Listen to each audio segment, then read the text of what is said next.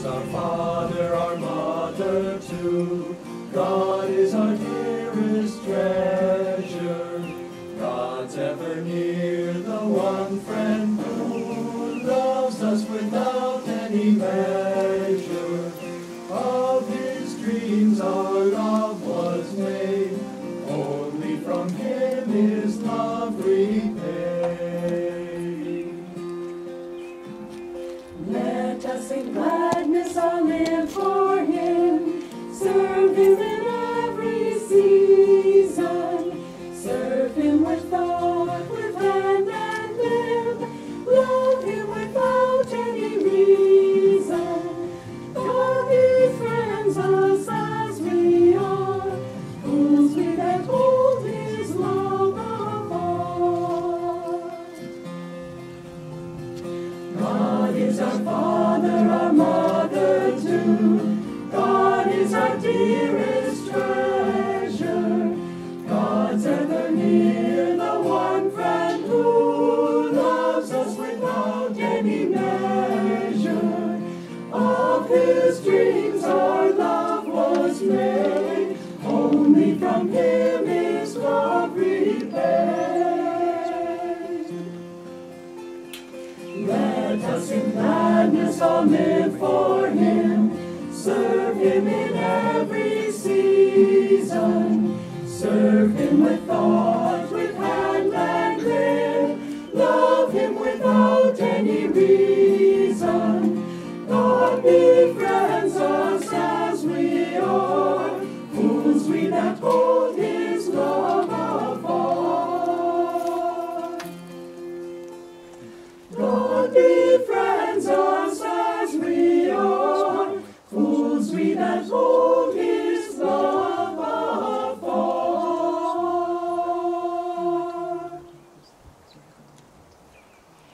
Everyone, my name is Latika, and on behalf of Maya Swami Devarshi and myself, I'd like to welcome you all to Sunday service at Ananda Village. We especially welcome our guests at the Expanding Light and at the meditation retreat, and all of those who are watching online. It's wonderful to have our service outdoors again. Here we are at the beginning of the summer. I'd like to read to you from Rays of the One Light. These are weekly commentaries on the Bible and the Bhagavad Gita by Swami Ananda. This week's topic is the eternal now. Truth is one and eternal. Realize oneness with it in your deathless self within. The following commentary is based on the teachings of Paramahansa Yogananda. When will I find God? Many devotees have asked this question because worldly goals require time, usually, for their fulfillment. We imagine time to be a factor in the spiritual path. And so it is, but only because we think it is. God is as much with us now as he will ever be. It is not he who needs to come to us. We need to come to him. And that process of coming is a matter of transforming our self-perception. In the Gospel of St. John, chapter 4, Jesus says, "Say not ye, there are yet 4 months, and then cometh harvest? Behold, I say unto you, lift up your eyes and look at the fields, for they are white already to harvest." There is a practical teaching in these words, apart from their statement that we have God already, and have only to realize that truth. Jesus is saying, lift up your eyes and look. To hold the eyes uplifted is the best position for meditation, for the seat of superconsciousness lies at a point midway between the eyebrows, in the frontal lobe of the brain, just behind that point. This point is known also as the Christ Center. By lifting up your eyes and concentrating there, you will find it easier to enter the state of ecstasy. That is why saints in every religion have often been observed during states of deep inner communion, with their eyes uplifted, focused on the inner light, white, as Jesus said, already to harvest. The Bhagavad Gita goes further into this meditative teaching. In the 6th chapter it states, "Holding the spine firm, the neck and head erect and motionless, let the yogi focus his eyes at the starting place of the nose, the point between the eyebrows. Let not his gaze roam elsewhere." In meditation, tell yourself, "I have him already. I am alive forever in the divine light." Thus, through Holy Scripture, God has spoken to mankind. Om, Om, Om.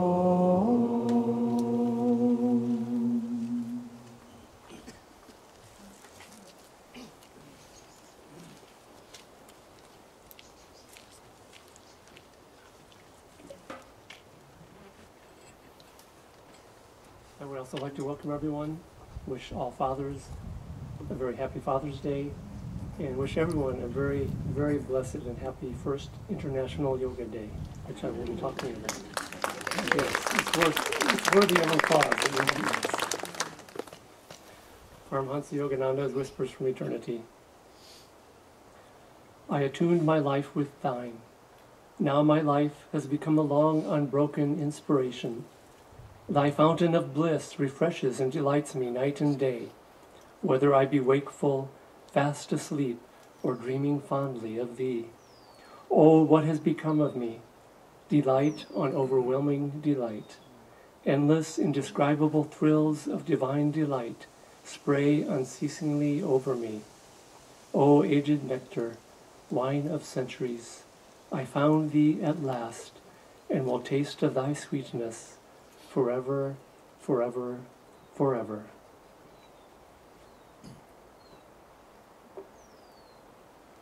Well, this beautiful reading, and on a day that also is a reminder of how we achieve this eternal oneness in union with God. Today is the very first International Yoga Day. For those who don't go on the internet and aren't aware of that, it was a UN resolution that was actually passed, and people all over the world are celebrating this day of yoga. And most of what you'll see is people doing the Hatha Yoga and the yoga postures, but there are also people focusing the way that we do here, more on the much larger, broader aspect of yoga that Swami Kriyanandaji has given us. Yoga is both a philosophy, it's one of the main philosophies that underlie Hinduism. It's also a practice, and it's also many practices that we do here with the Ananda Yoga, Kriya Yoga, meditation. And someday I think we will see so much more of this practice of Kriya Yoga and meditation spreading all over the world. When I first started practicing yoga and meditation, it was 1973. And I think it took me about 5 to 7 years of practicing it occasionally, but being avidly interested in it before I could ever find another yogi. Because you just could not find people teaching yoga and practicing it where I grew up. I knew I had to come to California, where the yogis were, and all the other crazy people were, but I knew the yogis were here in California. And it was delightful to see that there is an awareness that yoga is this broad, expansive thing. The Prime Minister of India today, in Delhi, there were 35,000 people doing yoga postures together. And the Prime Minister, who was behind actually this UN resolution, he was quoted, and I was delighted to see, he was quoted as saying that yoga is so much more than what we're seeing here today, the yoga postures. And the way he put it was very poetic, and very similar to what we've been taught here with Ananda Yoga, given to us by Swami Kriyananda. He said that the yoga postures, in a way, are simply like tuning a musical instrument before you play the instrument. And so you can spend a whole life just tuning the musical instrument nonstop, or you can really get the fruits of working with the Hatha Yoga in an inward way and using it to really deepen our awareness of what this reading is about today. And so this question that's asked, I think probably everyone asks it at one time or another: when will I find God? When will this suffering, this separation finally be over? And it's sort of a good question. I've asked it myself, when will I be fully liberated? Unfortunately, it's not a very good question to ask. A much better question to ask is, how will I find God? Because you can sit and ask when, for eternity, in fact. I'm going to read something that Paramahansa Yoganandaji said. He said, "I don't want to hear any of you moaning, 'When will I find God?' as if your own answer to that question were never. You have him already. You need only to live in that consciousness." There's a beautiful recording of Yoganandaji saying the same passage, telling people that he was bemoaning the fact that people are asking, when will I find God? And he said with the divine power that only a great saint or master who knows God can say. He said, you have him, with great power and emphasis. And so all we need to do is understand how to become aware of that. And simply yoga, in a way, is developing that awareness, that understanding, that we can do it even now, in this very moment. And so yoga gives us the tools, the wisdom, the understanding of how to do that. And that simply is the way to find God. It's not a long journey in distance or in time. It's a very short journey to right now in this moment. Paramahansa Yogananda described essentially our spiritual path, but really the path that everyone follows. He described it as self-realization. He said, self-realization is the knowing in all parts of body, mind, and soul that I am now in possession of the kingdom of God. I need not pray that it come to me. God's omnipresence is my omnipresence, and all I need is to improve my knowing. And it's very simple, that last sentence. All I need is to improve my knowing essentially describes what the deeper aspects of yoga are really all about. They're all designed to help us to improve our knowing of who and what we already are. And we don't have to go anywhere, we don't have to do anything. We very simply have to wake up to the fact that we do have it right here and now. There's a story, very dumb story, but I'm going to tell it anyways, of a traveler. And this traveler is going on a long journey, and he comes to a river that's blocking his way. And he just cannot see how to cross the river to get to the other side. And he's looking up and down and across, and it's a long ways across. And finally he sees somebody way over on the other side of the river. And he shouts out, "How can I get to the other side?" And this person on the other side is a fairly simple-minded person. But very often the greatest wisdom comes from the greatest simplicity. This person looked around, and he looked up the river and down the river, looked at himself, he looked at this person on the other side. He puzzled this out for a while, and he just was very puzzled by this question. And finally he gave what he thought was probably a disappointing answer, but he shouted out, "You're already on the other side!" Well, for all of our seeking, for all of our asking, when will I get there? As children, I think, this question of when will I find God, it comes from our childhood of being on these long trips with our parents. Are we almost there yet? When am I going to get there? And really, the process of meditation, of Kriya Yoga, these things are help us to simply understand that we are already there. The real meaning of yoga, and what Paramahansa Yoganandaji gave us on this beautiful path of Kriya Yoga, these sacred teachings, is based on the Yoga Sutras of Patanjali. And his definition of yoga is the most simple and succinct, and really the most to the heart of any definition of yoga. In the Sanskrit, he said, Yogas Chitta Vritti Nirod, which is that yoga is the neutralization of the waves of feeling in the heart. And this is really the way to find that eternal freedom. The reason that we don't see it, the reason we don't understand it, the way that we improve our knowing is simply to calm these emotional waves of feeling in the heart. And all the practices of yoga, if you really understand them, even the Hatha yoga, if you practice it with the understanding of that goal, you'll find that you can get so much more from these things if you have the ultimate understanding of the goal, which is that when we calm these waves of feeling in the heart, we start to calm the mind, we start to calm and get rid of the clouds and the veil that separate us from knowing who and what we are, even right now. And when one wakes up with that understanding of who and what we have always been, there's also the understanding that it's always been this way. We've never been separate from God.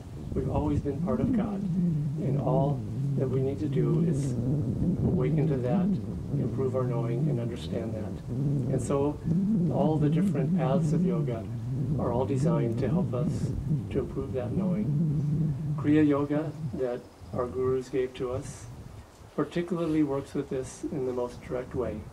People think that in order to become free, that it's all in the intellect and the mind. And so people spend, I bet, many, maybe hundreds of thousands of lifetimes trying to think their way out of this delusion.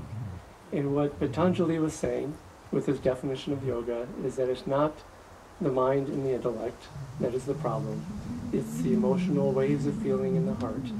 And so what Kriya Yoga does, and why Yogananda said that Kriya Yoga is the greatest technique ever given to mankind to find freedom from, essentially, from this separation. And so what Kriya Yoga does, it starts with developing an awareness inwardly of this process of what is happening, why we are suffering. This, in a way, this awareness is becoming more and more popular today with practices such as mindfulness, which helps one to understand and observe the thoughts, the mind, everything around us. But that's just a start. Swami Kriyananda, but it's an important start. Swami Kriyanandaji said something, it's a truth that he was talking about with Ananda Yoga, but it can be applied to practically anything in life. He said, it's a very succinct truth. He said, awareness precedes control. And before we can control emotions, before we can start to work with anything, even working with a child who's working with their emotional energies, we first need to become aware.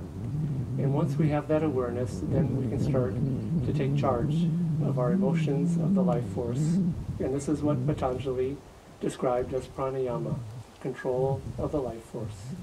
Yoganandaji said that pranayama is not a technique, pranayama is a condition. And there are pranayama techniques that give us that condition. But ultimately, the goal of practices such as Kriya is to give us control of the life force. When we have control of that life force, then, and really only then, can we start to calm these waves of deep feeling in the heart and calm these vrittis, as Patanjali described them, and finally remove that veil that separates us. It doesn't really separate us. It's really, we are doing the separating. Again, we are one, we are free even in this moment. We just can't see it. And so this reading today describes probably the most simple, basic, and perhaps the most important technique of yoga, which is simply looking upwards to the point between the eyebrows. And so people look for freedom outside of themselves. And again, I think it's another few 100,000 lifetimes people spend seeking it outside of themselves. And what this reading describes very simply is looking upward to the spiritual eye, to the point between the eyebrows, offering ourselves up there, going within, and finding freedom through a very, very simple technique of yoga. And essentially the whole science of yoga is a whole series of very practical, very simple techniques, similar to this looking upwards, that change our consciousness, that calm those waves of feeling in the heart, that help us to become inwardly free, that really, it's very, very simple. There are so many different philosophies that in a way try to complicate things, because I think many humans prefer the complexity and talking and a lot of talking about the philosophy and the complications and trying to play sort of mental games with all of it and enjoy that. And it's probably another couple 100,000 lifetimes of doing that. It's only after trying all those complicated things and doing this and that one comes back to the very simplicity of it, which is that very simply these practices, these techniques really are extraordinarily simple. They work in the end with, again, these feelings that Patanjali talks about. And in order to calm those feelings, we don't do it with the mind or intellect. In fact, Yogananda said that reason follows feeling. And you will see that people who promote themselves as being very reasonable, that if you look at their very reasonable arguments for a particular thing, that it's because they have just an emotional like or dislike in their heart or in their mind in some way, and it colors their perception. And so we work with feeling and not with the mind. It's also interesting, Swami Kriyanandaji has talked about this, and science is also starting to tune into this more, which is that the heart, even the physical heart, but especially the heart center, where these ways of feeling that Patanjali described, the heart is actually a tool of perception. We actually perceive and can perceive with the heart as much as we can with the brain. Recently, an acupuncturist was telling me that some studies recently have discovered that some of the taste receptors for different kinds of taste, bitter, sour, sweet, many of them have their location in the heart, and the heart is actually perceiving these things. And in acupuncture, and this is some scientific studies that tuned into this, and this is why different flavors can actually affect our consciousness, even on the level of the heart. And so when you work with this way of perception, because Yoganandaji said that when we experience God in deep meditation, he said that we perceive God not with the mind, but with the intuition. And he defined intuition as deep, calm feeling.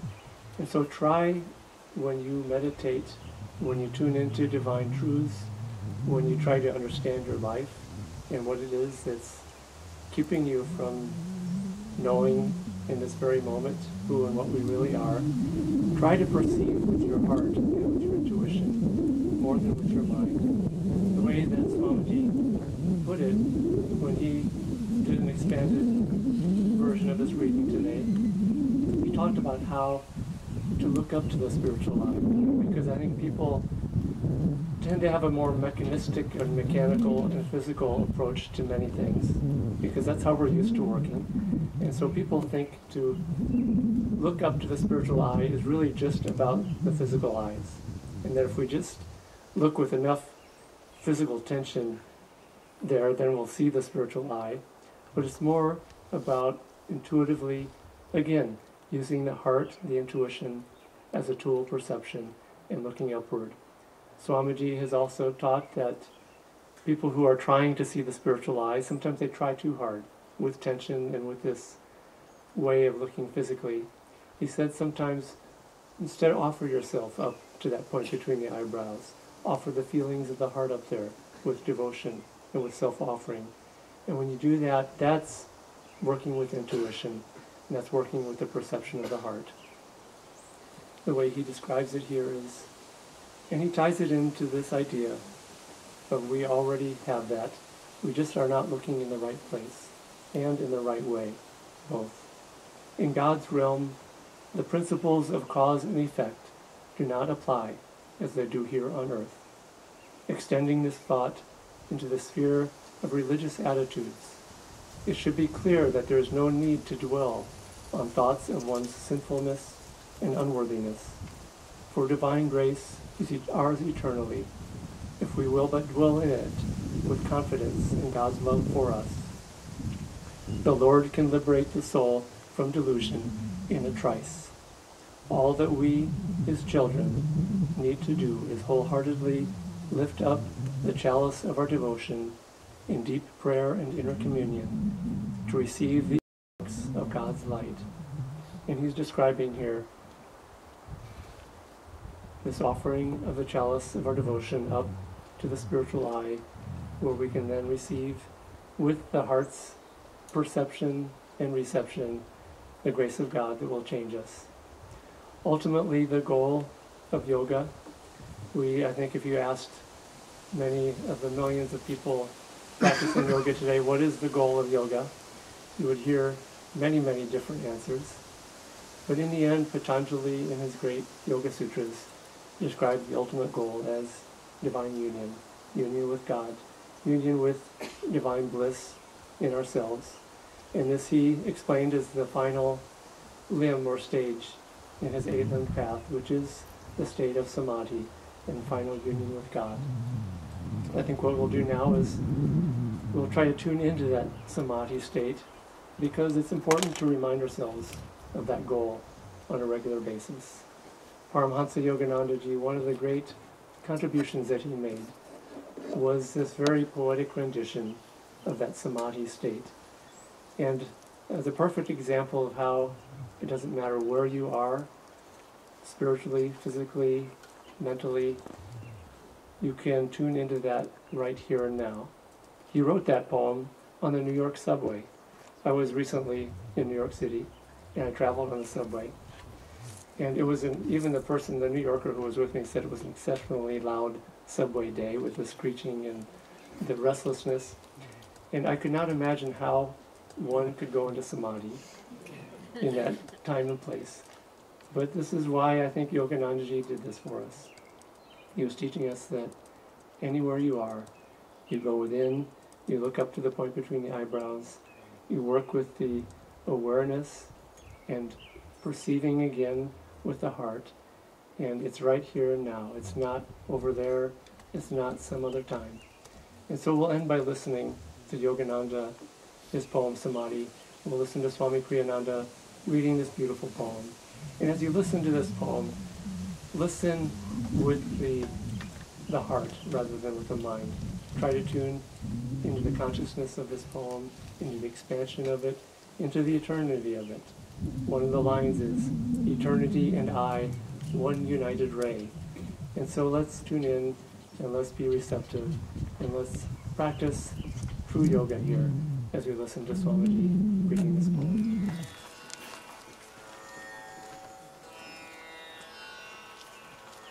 From the depths of slumber as I ascend the spiral stairway of wakefulness, I will whisper, whisper, God, God, God. Thou art the food, and when I break my fast of nightly separation from thee, I will taste thee and mentally say,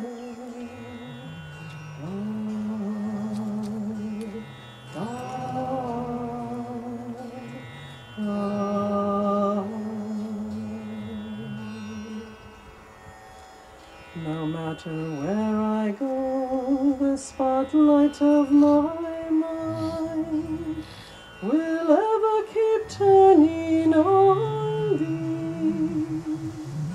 In the battle din of activity, my silent war cry will be God, God. When boisterous storms of trial shriek, and when worries howl at me, I will drown their noises, loudly chanting, God, God, God.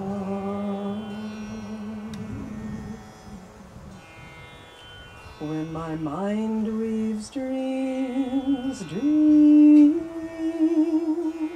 with threads of that magic cloth will I emboss. God, God, God. Every night in time of deepest sleep, when my peace dreams and calls joy, joy, my joy comes singing evermore. God, God, God. In waking, eating, working, dreaming, sleeping, serving, meditating, chanting, divinely loving, my soul will constantly hum, unheard by